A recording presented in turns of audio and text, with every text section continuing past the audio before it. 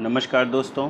Uttar Pradesh higher education commission के द्वारा assistant professors की जो भर्ती होनी है उसके लिए कई सारे प्रश्न बच्चों ने पूछे। कुछ लोगों को लगता है कि वैकेंसीज़ कम आएंगी, कुछ लोगों को लगता है कब आएंगी, कुछ लोगों को लगता है कि नहीं आएंगी। देखिए, बहुत सिंपल और आसान भाषा में इस बात को समझिए कि अगर मान लीजिए वैकेंसीज़ कम आती हैं, ठीक है, जो 3900 हैं उसके बजाय 800 करके आ रही हैं या 400 करके आ रही हैं, तो क्या आप परीक्षा नहीं देंगे? आप तो परीक्षा देंगे। तो इसलिए यह प्रश्न एक कंपटीटर के नज़रिए से उतना महत्वपूर्ण नहीं है कि कितनी भर्तियां आ रही हैं। आपको अपनी तैयारी करते रहना है, बिना इस बात पर पड़े हुए कि कितनी वैकेंसीज़ आ रही हैं और वो कब आ रही हैं। निश्चित तौर पर आएंगी ही और जल्द ही आएंगी। दूसरी चीज़ ये है कि जो वैकेंसीज़ जिन पोस्ट के लिए होंगी उन पर आपको अप्लाई करना है, तो आप अपनी तैयारी को क्यों रोकेंगे, आप अपनी तैयारी को क्यों प्रभावित होने देंगे इस प्रकार की समाचारों से? सरकार की ओर से क्या समाचार आएगा वही महत्वपूर्ण होगा। तो इसलिए आप अपनी जो परीक्षा की तैयारी है उसको लगातार जारी रखिए, बिना इस बात में पड़े हुए कि क्या वैकेंसीज़ आ रही हैं। हम लोगों ने जो असिस्टेंट प्रोफेसर की तैयारी के लिए कार्यक्रम शुरू किया है उसमें आज हम आपसे विभिन्न प्रश्न उत्तर शैली में आपकी प्रैक्टिस प्रारंभ करवाएंगे। आज जो हम टॉपिक लेंगे वो इंफॉर्मेशन टेक्नोलॉजी, कम्युनिकेशन टेक्नोलॉजी से रिलेटेड होंगे, आईसीटी से रिलेटेड होंगे, इंफॉर्मेशन एंड कम्युनिकेशन टेक्नोलॉजी से। आज हम 10 प्रश्नों पर चर्चा करेंगे। इस तरीके से हम आपको रेगुलर अलग अलग क्षेत्रों के प्रश्न देंगे और इसके बाद इनकी टेस्ट सीरीज़ भी देंगे। तो आज के प्रश्नों को हम प्रारंभ करते हैं। पहला प्रश्न यह है कि निम्नलिखित में से कौन ओपन सोर्स सॉफ्टवेयर है?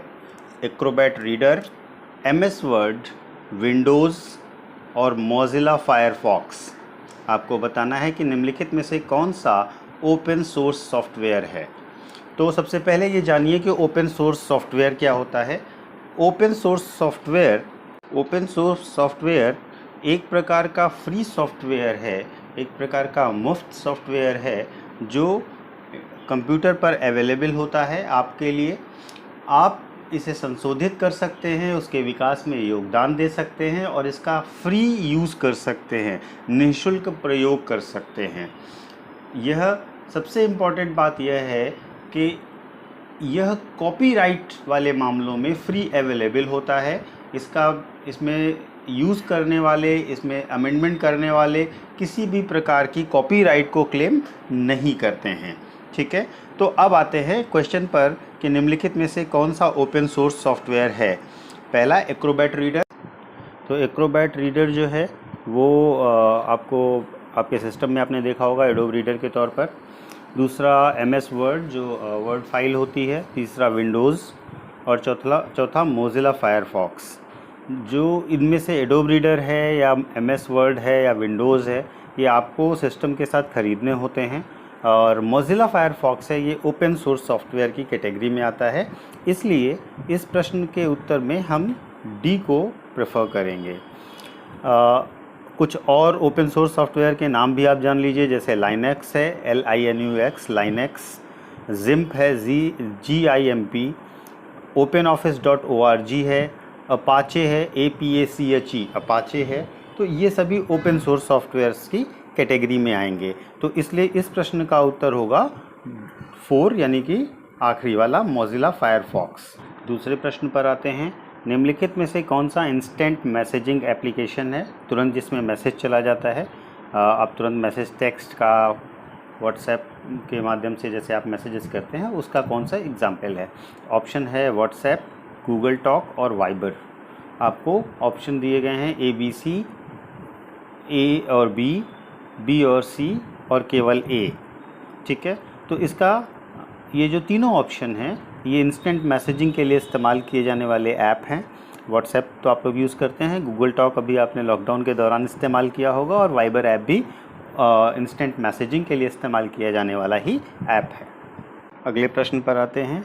मैन का क्या तात्पर्य है? मैन मतलब MAN।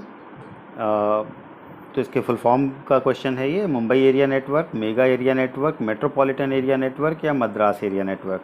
तो it is metropolitan area network, MAN, metropolitan area network. प्रश्न है मोजिला किसे कहते हैं। मोजिला क्या है? एक ऑपरेटिंग सिस्टम है, एक लाइब्रेरी सॉफ्टवेयर है, एक वेब ब्राउज़र है या एक सर्च इंजन है। तो आपने देखा होगा मोजिला जो है वो एक वेब ब्राउज़र है जो आप सिस्टम में इस्तेमाल करते हैं, जैसे गूगल होता है वैसे ही मोजिला फायरफॉक्स भी होता है। तो इसको हम एक वेब ब्राउज़र की तरह इस्तेमाल करते हैं। अगला प्रश्न है कंप्यूटर की मेमोरी का मापन किस में किया जाता है? किलोग्राम, लीटर, बाइट्स, इनमें से कोई नहीं। तो आपकी जानकारी के लिए कंप्यूटर की मेमोरी का जो मापन है वो बाइट्स में किया जाता है और सबसे छोटी यूनिट जो होती है वो होती है बिट्स।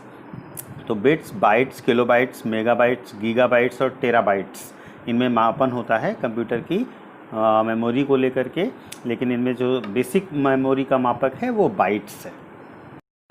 अगला प्रश्न है ICT में C का क्या तात्पर्य है? कंप्यूटर, केबल, कम्युनिकेशन या इनमें से कोई नहीं। तो ये बहुत ही सिंपल क्वेश्चन है और ये आया हुआ क्वेश्चन है 2015 का। जस्ट अ सेकेंड, 2015 का, हाँ 2015 का क्वेश्चन है। तो ICT में C जो है वो कंप्यूटर को शो करता है। तो ICT में C information and communication technology, that is communication, संचार। अगले प्रश्न पर आते हैं, निम्नलिखित में से कौन सा वक्तव्य सही नहीं है? ईमेल इलेक्ट्रॉनिक मेल को संदर्भित करता है, www वर्ल्ड वाइड वेब को संदर्भित करता है, CPU कंट्रोल प्रोसेसिंग यूनिट को संदर्भित करता है और ALU अर्थमेटिक लॉजिकल यूनिट को संदर्भित करता है। ठीक है, तो इसमें आपको बताना है कि निम्नलिखित में से कौन सा सही नहीं है। तो आपके लिए इसमें सही ऑप्शन होगा C, यानी कि कंट्रोल प्रोसेसिंग यूनिट सही नहीं है। That is central processing unit, CPU, जो कंप्यूटर में एक बॉक्स टाइप का रखा होता है, दैट इज़ CPU। तो सेंट्रल प्रोसेसिंग यूनिट कहते हैं उसको, इसलिए सही इस प्रश्न में अगर देखा जाए तो पूछा है कौन सा सही नहीं है, तो आपको बताना है CPU सही नहीं है। इलेक्ट्रॉनिक मेल वाला भी सही है, www वाला भी सही है और ALU वाला भी सही है। नेक्स्ट क्वेश्चन, निम्नलिखित में 4 नीचे ईमेल पते दिए गए हैं, आपको बताना है कि कौन सा पता सही है। ram_shyam@gmail.com, ram_shyam@yahoo.com, ram_shyam_yahoo.com और ram2shyam@yahoo.co.in। तो आपको बताना है कि निम्नलिखित में से कौन से ईमेल पते सही हैं।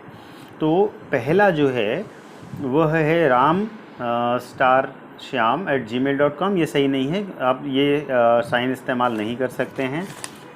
ram_shyam आप इस्तेमाल कर सकते हैं @yahoo.com, ठीक है। तीसरा ram_shyam_yahoo.com, ये आप इस्तेमाल नहीं कर सकते।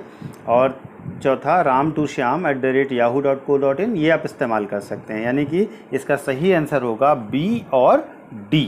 तो इसका मार्क करेंगे आंसर B को।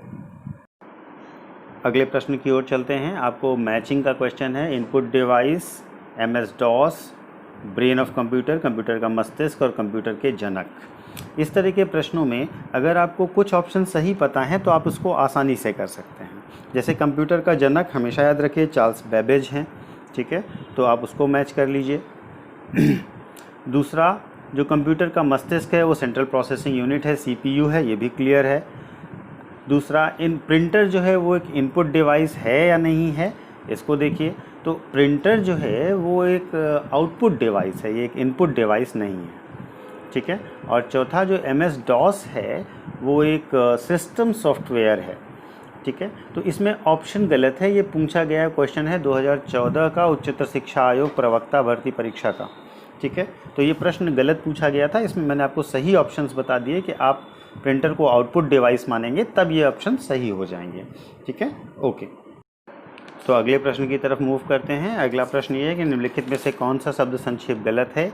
ALGOL algorithmic language, BIOS basic input output system, CAD computer aided design, 5GPL fifth generation programming language. तो इसमें जो पहला है ये एल्गोरिथमिक लैंग्वेज ALGOL, ये सही है। BIOS बिल्कुल सही है।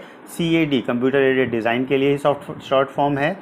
5GPL fifth generation programming language, ये वाला पोर्शन गलत है क्योंकि यहाँ पर 5GL होना चाहिए, P नहीं होना चाहिए। तो 5GL 5th generation programming language के लिए इस्तेमाल किया जाने वाला एब्रीवेशन है। तो इस हिसाब से अगर देखा जाए तो ऑप्शन डी जो है वो गलत होगा। तो दोस्तों, जैसा आपने देखा कि हमने पिछले साल के आए हुए कुछ क्वेश्चंस के साथ साथ कुछ और प्रैक्टिस क्वेश्चंस आपको कराए। इसी तरीके की श्रृंखला में हम आपको डेली किसी सेगमेंट के 10 क्वेश्चंस देते रहेंगे। आप इसको इसी तरीके से रेगुलर तैयार करते रहिए। आपके लिए ये परीक्षा आसान होगी, जिसमें आपको 30 GS के प्रश्न इस आधार पर मिल जाएंगे। धन्यवाद।